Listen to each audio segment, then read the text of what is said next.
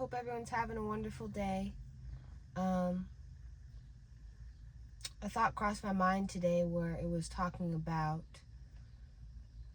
where are you sitting?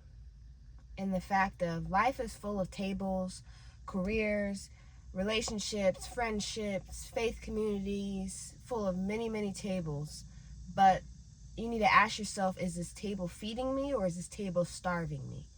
Because are you honored to be at this table, or are you shrinking so that you can stay there and be complacent? Because the wrong table that you sit at will cost you. You'll start to doubt your voice. You'll settle for crumbs while other people feast. You'll minimize your worth and your value to make other people comfortable. You feel present, but yet you're not being seen. You're there, but you're really not there. And you have to realize being invited doesn't always mean that you belong and this is where that you need to be.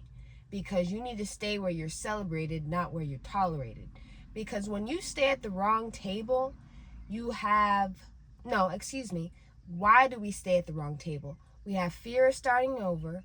We have a fear of guilt and loyalty, thinking of, I've known these people for so long, or I've been sitting here for so long, there's nothing else that's going to be offered to me, or I'm not going to receive anything better than what I'm claimed to be getting. You have a fear of familiarity, because even if it's toxic, because we tend to stay where we are, where we're comfortable, because it's normal. You have a belief that you don't deserve any better than what you're receiving. And this is something that hit me during COVID. People's mindset and where I was sitting really started to aggravate me. And it wasn't about them.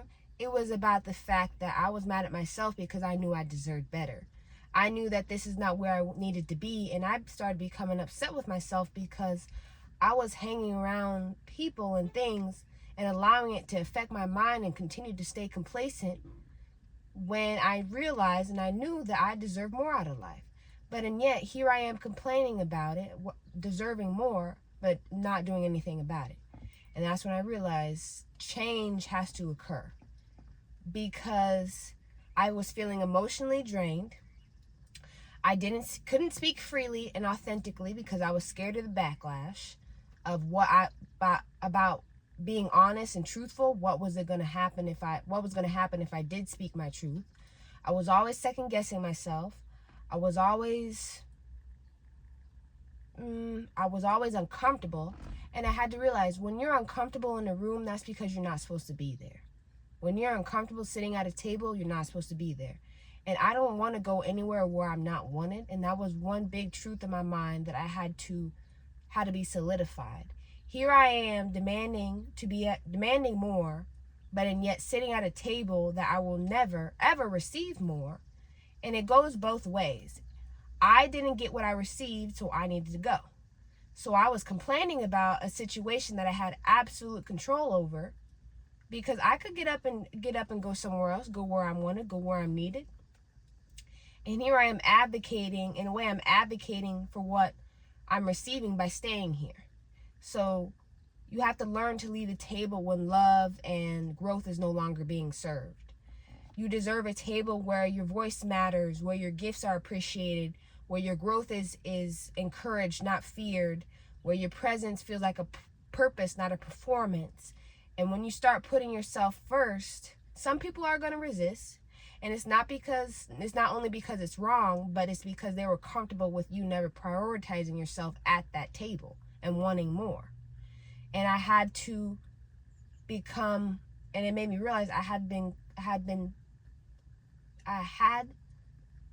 become comfortable with holding back. And a sad truth is that humans don't change unless change is a less comfortable option. And in some ways, you have to build your own table. That's what I'm waiting on. I am the only one sitting at my table as of right now, just waiting patiently for the people who are meant to be in my life to show up. Because I have to surround myself with people who uplift me and inspire me. And my table is very, very small right now. It's only the people sitting at the table who mean something to me and actually value me are sitting there. But it's the most important table that I have right now, and I wouldn't trade it for anything. Because you have to build a strong foundation so that then the right people who are being called to be in your life come. And I had to stop apologizing for taking up space and wanting to and asking for a seat when I needed all along to build my own table. So it's never about pride. It's about evolution.